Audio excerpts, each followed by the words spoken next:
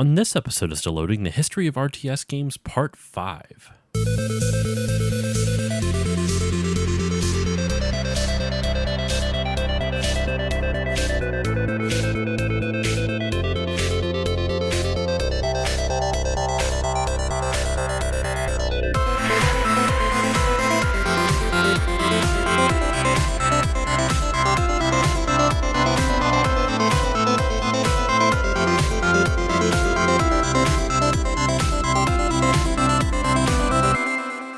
Hello everyone and welcome to this new episode of the Still Loading podcast. I'm your host Josh Koval. We are doing back-to-back minis for the first time on the show. The reason being is that due to some future episodes needing a specific release date, I had to release this one sooner than I anticipated. You see, my next full-length episode was going to be on one of the biggest RTS games ever, Command & Conquer. But in order for me to cover that, I needed to do this episode first so we could bring us up chronologically to when Command & Conquer came out. So with all that said, let's dive into the first game for this episode. First up is a series of games I hadn't even heard of until just now, and in fact, the list that I've been using to learn about a lot of these games didn't even include the first game from the series. We are beginning this episode by talking about the Hanjukuhiro series. Hanjukuhiro was a series of RTS RPG games that were predominantly developed by Squaresoft. All of the games in the series have never been released outside of Japan, which is why myself, and I would assume most of you, have never heard of it. Hanjukuhiro means soft-boiled hero, and if you couldn't tell by the name, the game is meant to also be a comedy.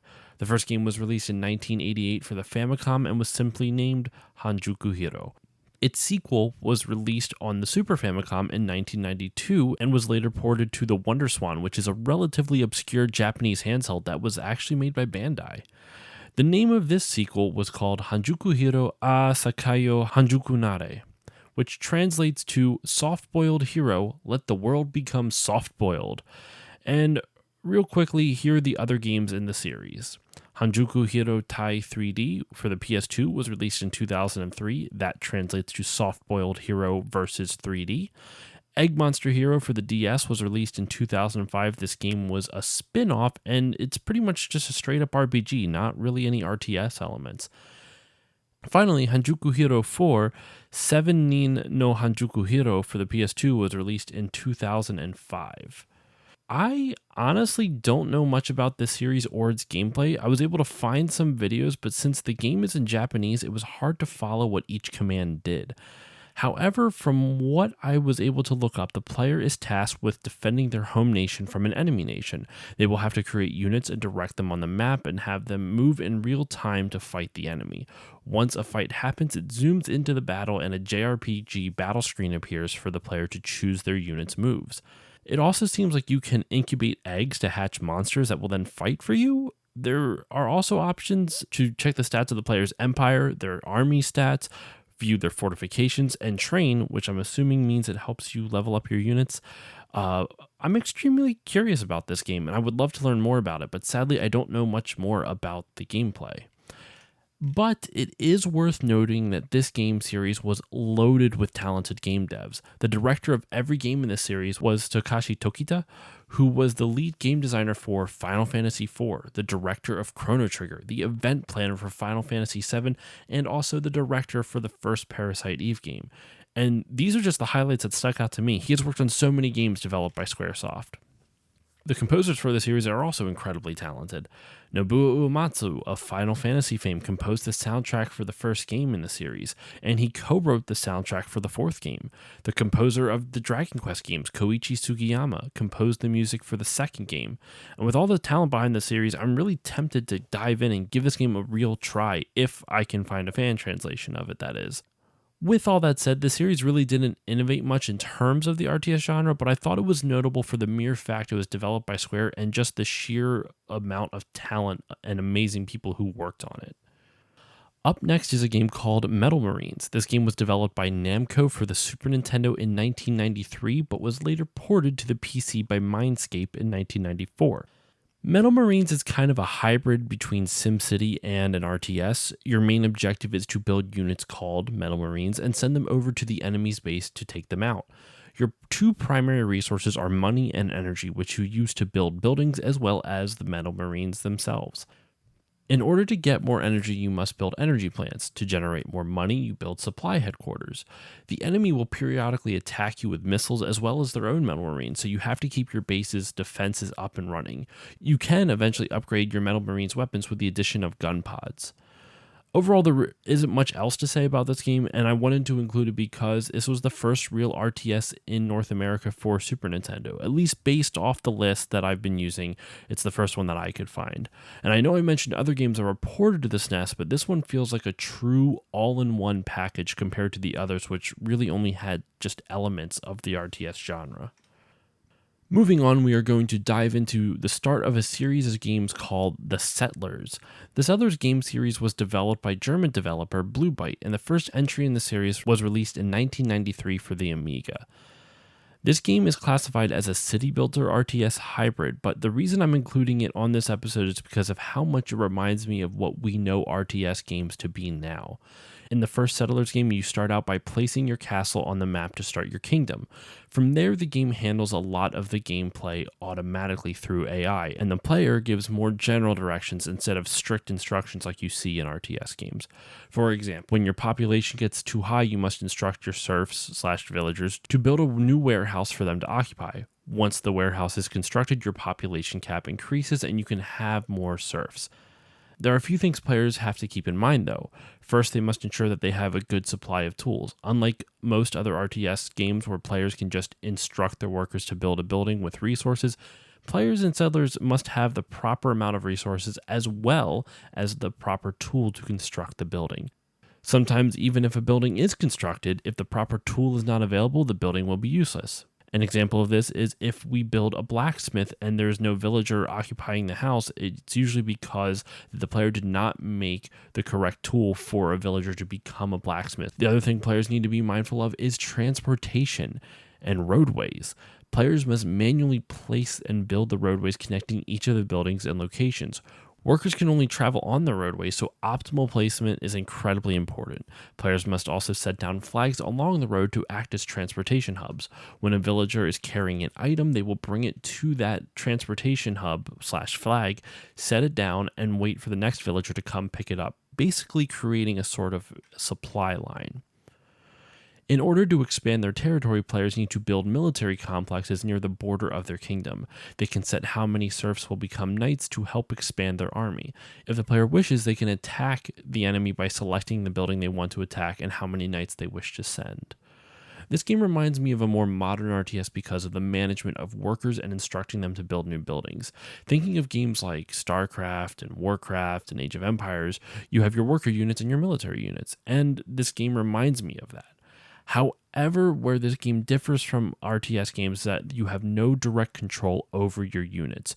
Like I said before, you can give them general commands. You can direct knights to attack specific locations, but you don't really have full control of the strategic parts of battle. What wins battles is army size and morale, and to keep the knights' morale high, players need to send them money, which not only maintains and increases morale, but also can help increase their military rank.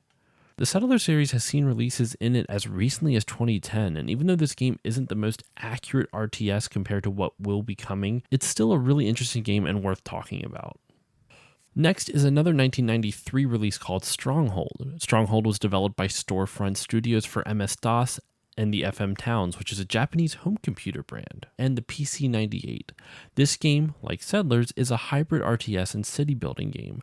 Players have to manage their resources to build up their town. Players can either choose to focus solely on town building aspect of it or an army to attack monsters that are near the town. Arguably, this game is actually farther away from the RTS genre, but I wanted to include it for two reasons. One, it still has the worker production/base building mechanic that we have now in modern RTS games. And two, it's a Dungeons & Dragons license game. First one mentioned in the series. It also probably has one of the worst cameras I have ever seen. It's kind of like what if you had a 2D side scroller with the camera that is slightly higher and angled down to create a feeling of environmental depth. It's almost isometric, but not and you honestly just have to see it to understand it. Players click around on the mini-map like you would in any other RTS, but since the camera is so shitty, sometimes there are mountains completely blocking your view, so it's almost impossible to see if a building is being built behind it or not. All in all, it's fairly forgettable from what I could see from watching gameplay footage of it, but just the camera angle is just so bad, it's hard to really stay focused on. So, we're at a weird time in the RTS genre. We finally have some games that represent what we know as RTS games now, but for the most part, a lot of them are hybrids, like The Settlers, like Stronghold. This next game continues this trend, The Ancient Art of War in the Skies. It's the third installment in the Ancient Art of War series, which we have covered the previous two entries in this series. This game was released in 1992 for MS-DOS and was later ported to the Amiga and Atari ST. The reason it's a hybrid, though, is that the combat segments of the game are played out in 2D shmup air battles. And yes, in case you couldn't tell, the title of the game is air combat based. Players can build aircraft and fly them to various air bases on the map and send them to attack the enemy. From what I watched, this game looks slow. In the video I watched, the game setting was on fast and the airplane still moved incredibly slow.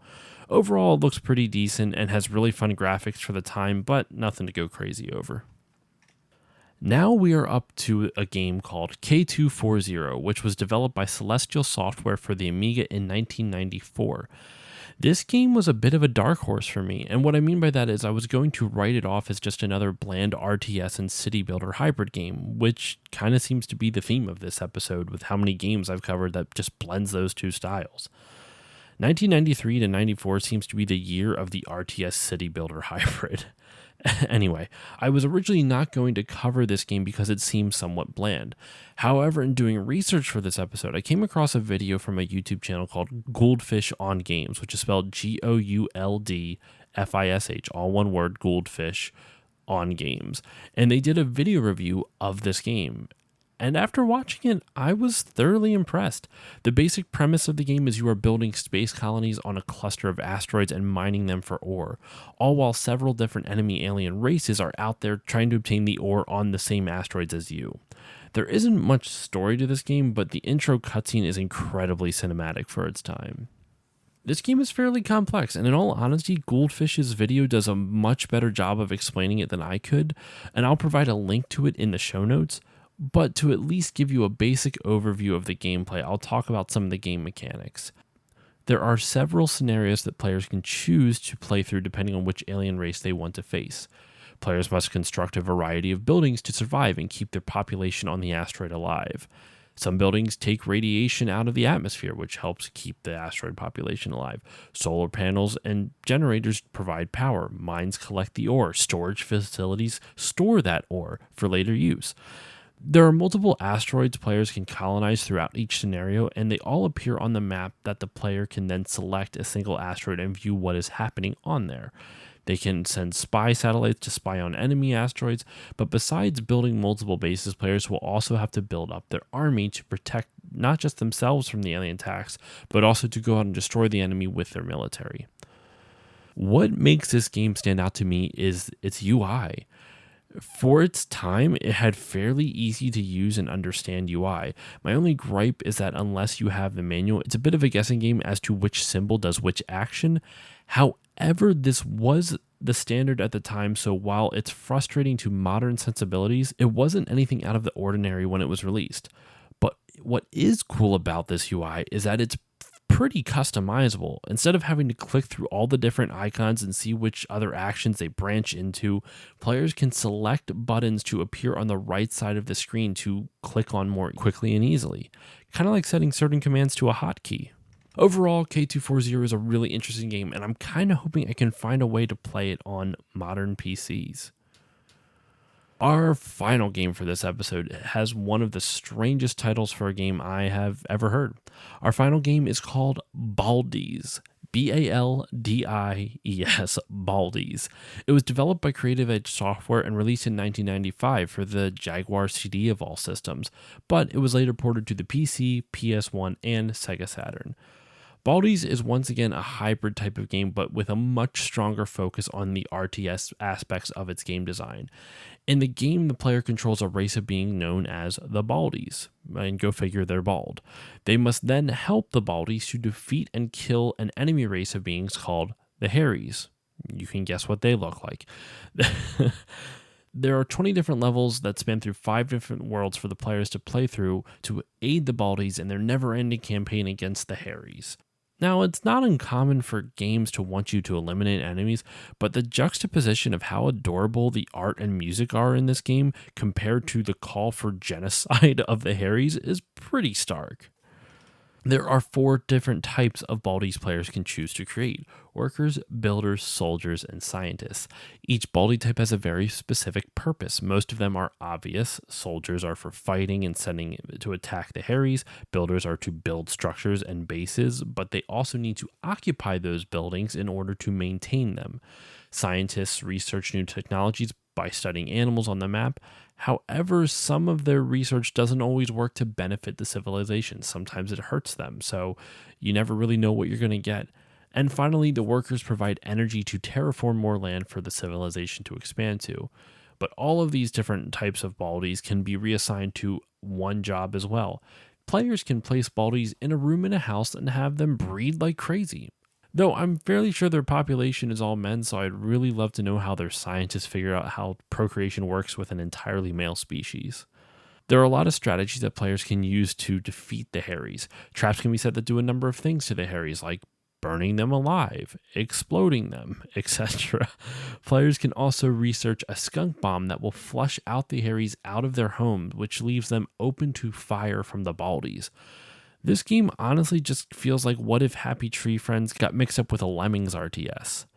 The game was originally developed for the Amiga, but the version was scrapped until it got reworked for the Jaguar. And oddly enough, the Jaguar version was co-produced by Vince Zampella. And if you don't know who that is, and you don't know that name, you most assuredly know his games. Vince would go on to create Infinity Ward, the creators of the Call of Duty franchise. And after he split from Activision, he went on to create Respawn Entertainment, which has made tons and tons of big games like the Titanfall series, Apex Legends, Star Wars Jedi Fallen Order, and the new Medal of Honor VR game. It's kind of crazy to think about, but there's actually a direct line between Baldi's and Apex Legends. But anyway, that is all I have for you on this episode of the Still Loading Podcast. Thank you all for listening. Next episode is going to be Command and Conquer. And like I said, it was going to be today's episode, but because of, I'm going through the history chronologically, I wanted to do this one first. So I actually kind of scrambled and was able to put this together in pretty quick time. And I'm always nervous about the end of these episodes because I always try to find some game that really sticks out to me. And I'm always worried, like, am I going to find one this time? Is like the last game I'm going to talk about before a big one going to actually be something interesting? And in all honesty, Baldi's hit all those notes for me. I kind of want to find that game, but I digress. If you want to support the show, you can do it in a number of ways. Follow me on Facebook, Twitter, and Instagram at StillLoadingPod on all of them. You can also give it a 5-star rating review on Apple Podcasts or whichever podcasting app you use. If you want to support the show monetarily, you can go to patreon.com/StillLoadingPod. Even just $1 a month will help grow the show. And finally, the most important shout out I have is the Bit by Bit Foundation. The Bit by Bit Foundation is a nonprofit organization whose mission is to put video games and video game consoles in the hands of children receiving inpatient care at hospitals. So if you want to go support them, go to bitbybitfoundation.org and consider donating. And that will do it for this episode of Still Loading. Thank you all for listening. I'm excited for the next couple episodes. They're going to be really freaking good. And with that said, I will see you all next time.